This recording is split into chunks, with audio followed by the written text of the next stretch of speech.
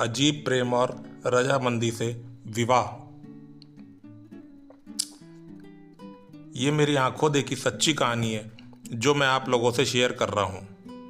मेरा विवाह हो चुका था और मैं पहली बार अपनी पत्नी को छोड़ने अपने ससुराल जा रहा था। वहाँ हमारी धर्मपत्नी की सहेली और बहन सुरेखा थी जो पड़ोस में ही रहती थी। रिश्ते में बड़े पापा की बेटी थी। दोनों की उम्र एक ही थी और वो बड़ी सुंदर भी थी। लेकिन उनके यहाँ जो भी लड़का आता सुरेखा बड़ी ही मीन मेघ निकालती थी। कभी बोलती लड़का सांवला है, कभी कहती हाइट नहीं है, तो कभी कमज़ोर है। ऐसा कह के वह सभी को रिजेक्ट कर देती थी। उसकी उम्र करीब 25 साल की हो गई थी। वह पोस्ट ग्रेजुएशन कर रही थी। लड़की के माता पिता को भी सुंदर और सरकारी नौकरी वाला दामाद ही चाहिए था। एक बार उनके यहाँ एक इंजीनियरिंग किया हुआ लड़का आया और दिखने में भी वो ठीक ठाक था। वो एक सिविल कॉन्ट्रैक्टर था और बड़े बड़े कॉन्ट्रैक्ट लिया करता था। परंतु हमारी साली सुरेखा के घर वालों को तो सरकारी दामाद चाहिए था। उन्होंने कह दिया कि हमें सरकारी नौकरी वाला ही दामाद चाहिए। अब लड़का तो सुरेखा को देखते ही मोहित हो गया था। उसने बड़ों के सामने तो कुछ नहीं कहा, लेकिन ठान लिया कि शादी तो इसी सुरेखा से ही करनी है, चाहे कुछ भी करना पड़े। दिन गुजरता गया और एक दिन वही लड़का सृजन सुरेखा से उसके कॉलेज में उनसे मुलाकात करता है और अपने दिल की बात बताता है और यह भी कहता है कि मेरी कॉन्ट्रैक्ट से महीने की ₹1,00,000 से ज़्यादा इनकम भी हो जाती है, और प्रपोज भी कर देता है। सुरेखा की सहेली बोलने लगी कि दिखने में ठीक ठाक है और कमाता भी अच्छा है, तो तू घर वालों को बोल के इससे शादी क्यों नहीं कर लेती।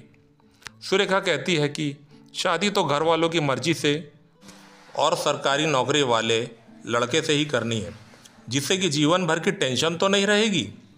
सुरेखा सृजन से कह देती है कि मेरा पीछा मत किया करो, लेकिन वह भी सोचने लगती है कि सृजन भी ठीक ठाक ही दिखता है और मेरे ऊपर लट्टू भी है। अब उसका भी दिल सृजन के लिए थोड़ा मचलने लगता है। सृजन भी उसे बराबर रोज़ सुरेखा को देखने के लिए उसके कॉलेज पहुंच जाता और कुछ भी बात नहीं करता था। धीरे धीरे सुरेखा के मन में भी प्यार का लड्डू फूटने लगा और अब तो सुरेखा भी सृजन को पाने के लिए तड़पने लगी थी। फिर सृजन अचानक से गायब हो जाता है। सुरेखा बड़ी उदास हो जाती है और मन ही मन बहुत दुखी होती है। फिर एक दिन सुरेखा के घर में सृजन और उसका परिवार फिर से रिश्ता मांगने के लिए सुरेखा के यहाँ आ जाते हैं, पर सुरेखा के माता पिता मना करने लगते हैं। परंतु इस बार सृजन कहता है कि मेरी लोक निर्माण विभाग में इंजीनियर के रूप में नौकरी लग गई है, और इस प्रकार से सृजन और सुरेखा के मन की मुराद पूरी हो जाती है और उनका विवाह बड़े ही धूमधाम से हो जाता है। दोनों शादी के बाद अपने दिल की बात बताते हैं और खूब मज़े करने लगते हैं। अब वही सृजन कुछ दिनों के बाद अपनी सरकारी नौकरी छोड़ देता है।